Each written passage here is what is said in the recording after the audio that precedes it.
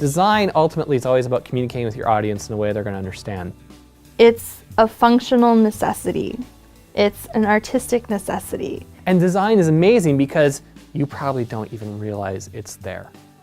When design is really at its fullest, I think it's almost invisible. How do you represent information in a way that everyone can understand it if they don't speak the same language?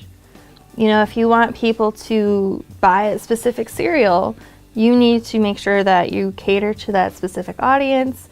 You have to think about the colors that are used. How are you going to use them together? What we do really is two-dimensional visual art, and it can encompass everything, like I said, from logo design to layout, to illustration, to web design. And because of how the program is structured, there's really no loss of information. You're just building more information on top of other information. We primarily are going to use the Adobe Creative Suite.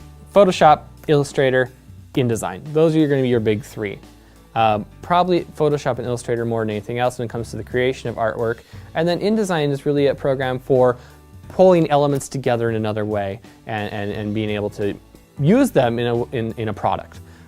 The Cintiq lab we have here at the Minneapolis Media Institute is really cool. Cintiqs are these giant 22-inch LCD monitors that come with a special stylus that you can draw right on them in Photoshop, and it's all pressure sensitive, so the harder you press, the thicker your line gets and everything like, and the less you press, it's thinner, and it allows you to be so much more precise and flexible with what you're working on. There's just something about the way that the faculty connect with the students where you know that your teacher is going to do their best to make sure that you learn everything that you can to be successful in what you want to do.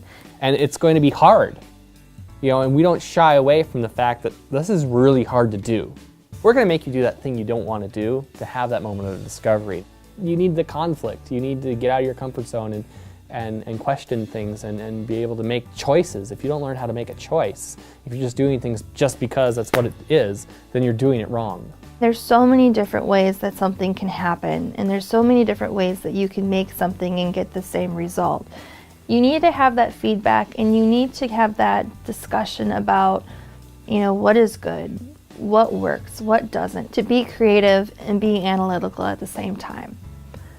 And so the possibilities for design really are pretty limitless right now. You know, you're creating work for the masses, and it's amazing.